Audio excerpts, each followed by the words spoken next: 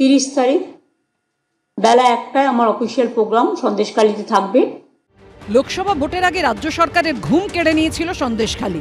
ভোটমুখী বঙ্গে শেখ শাহজাহান পর্ব কার্যত কোণঠাসা করে দিয়েছিল রাজ্যের শাসক দল তৃণমূলকে। দিনের পর দিন শেখ শাহজাহান, উত্তম সর্দার, শিবু হাজরাদের অত্যাচারে অতিষ্ঠ হয়ে দেওয়ালে পিঠ থেকে গিয়েছিল সন্দেশখালী। ক্ষোভের আগুনে ঘি পড়তেই ঘর ছেড়ে রাস্তায় নেমে পড়েছিলেন সন্দেশখালীর মহিলারা। উঠে এসেছিল মারাত্মক সব অভিযোগ। হাওয়া বুঝে ভোটের ময়দানে ঝাঁপিয়েছিল বিজেপিও। সন্দেশখালীর বধূ রেখা পাত্রকে বসিরহাট কেন্দ্র থেকে প্রার্থী করে বিজেপি।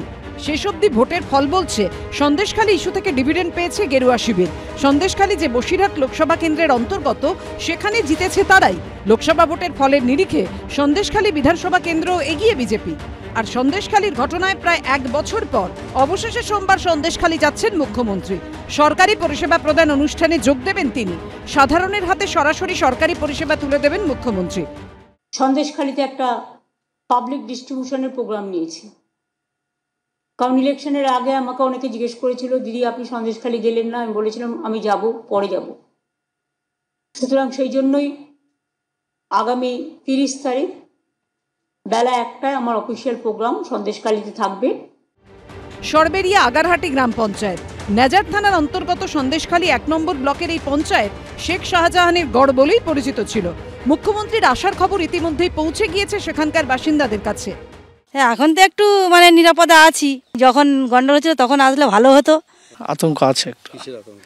ওই যে মারধর এবং লুটপাটের এই ভয় আছে।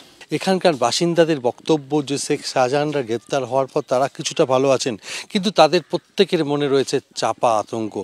আগামীকাল রাজ্যের মুখ্যমন্ত্রী সন্দেশখালী আসছেন, কিন্তু প্রত্যেকেরই একটাই বক্তব্য, যখন গন্ডগোল হয়েছিল সেই সময় মুখ্যমন্ত্রী এলে অনেকটা ভালো হতো। সন্দেশখালী 2 নম্বর ব্লকের বেড়মজুর গ্রাম পঞ্চায়েতের বাসিন্দাদের বক্তব্য খানিকটা তেমনই।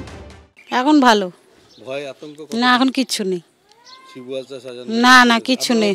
সোমবার দুপুরে সন্দেশখালী মিশনের মাঠে পা রাখবেন মুখ্যমন্ত্রী। সমীরণ পারের রিপোর্ট, এবিপি আনন্দ।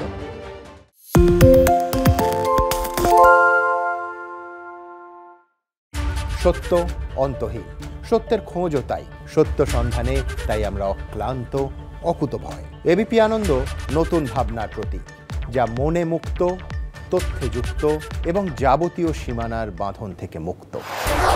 সীমা না শব্দটির মধ্যে লুকিয়ে আছে মানা শব্দটি, যেন চোখ রাঙানি এক অদৃশ্য বেড়াজাল, যা আটকে রাখে আমাদের এক ছোট্ট গণ্ডির মধ্যে। একমাত্র সঠিক খবরই গড়ে তুলবে এক মুক্ত সমাজ। সেই জগৎ গড়ার লক্ষ্যে কোনো সীমানার ঠুকুটি আমরা মানব না। এবিপি আনন্দ এগিয়ে থাকে, এগিয়ে রাখে।